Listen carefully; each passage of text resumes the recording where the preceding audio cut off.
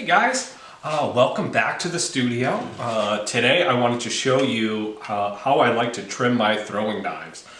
So one thing I really enjoy as far as my time in the studio is having very sharp tools.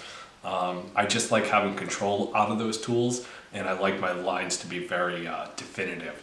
So what I'd like to do is just run through a really quick way to sand down your tools from the safety of your own home. So what I have is 80 grit sandpaper. I tend to go for the heavier or coarser stuff, but if you have finer things at your house, go for it as well. It'll just take you a little bit longer. I have this kind of one scrap work table that I like to work on.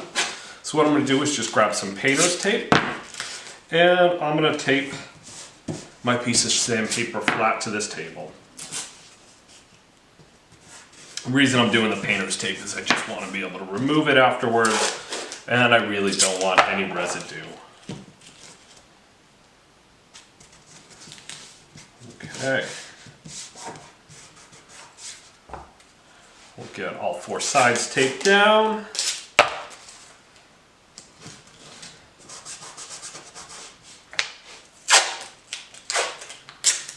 Then I will be good to go. Alright, so out of these throwing knives, I have two that I really love. They're made by an artist named Steve Murphy, who makes just incredibly beautiful tools. And then just your one basic one that's in every pottery tool set that you've ever purchased. These ones, you can notice, are really only sanded on one side. So the idea is that as you place this tool into the piece, that the material essentially gets cut and goes by the wayside. In other words, that sharp line really forces the clay off to one side. A lot of times these tools, they kind of make them in a more universal sense. So they are close to your kitchen knife where they're sharpened on both sides. Both work totally fine, but we will sharpen them a little bit differently. For the ones that are strictly sanded on one side, I just want to place that one side there. Then I'm going to just continue to rotate back and forth.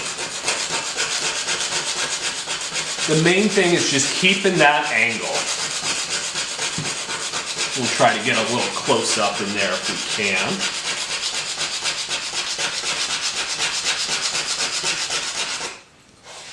Every so often I'll just pick it up and feel it out. I have not sharpened this knife for quite some time, so it needs a pretty decent amount of work.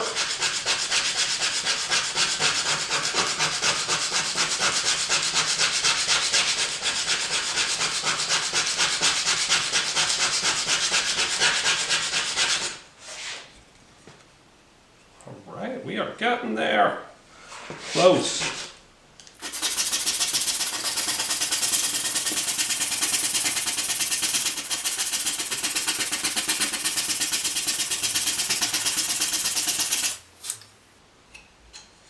Right, feeling nice and sharp to me. You'll notice too, these ones do have that back side. This one I don't wind up sharpening as much because I'm not as aggressive with it. But again, that same mentality, it's just the back side to it. Front and back. I don't want to flip it. On the flip side, we have this one, which we will flip. So again, for those tools that are designed more like your kitchen knives, where you may be using them on both sides or cutting from both sides. All right, so with these, it's oftentimes that they don't want to say that there's a lefty and a righty, so they just create one universal shape. On these ones, you do want to go back and forth. So I'll sand one side a little bit, take the tool, flip it over, and do that same thing.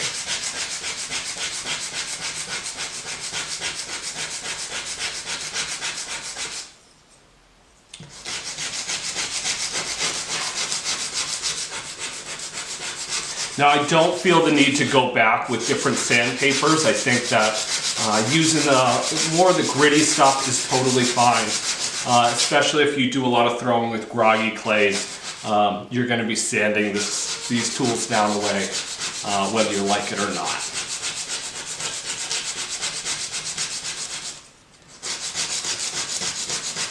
Right, and then when all is said and done, you just wipe up that sawdust, call it a day. So again, we get some nice sharper angles. We'll just try to even that guy out. So you can see both sides. And the same with this tool. Nice and sharp. All right, guys, good luck. Let me know if you have any questions.